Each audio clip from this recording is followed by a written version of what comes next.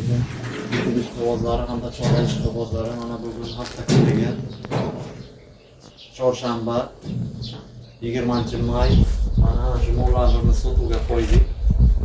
Bu uylarga kelsak, biri 30 plus, biri 28 plus, uchinchisi biri 35 plusga, ularni vesga kelsak 200 tepa, 240, 230, 250 uchinchisi. Bularni oyog'iga ham sotamiz. Taroziga ham o'lchab berish nimasi bor. Taroziga 62 mingdan kilosiga qo'yish. Naqdga 29 million alamiz. Qo'yish, qoramiz 27 million.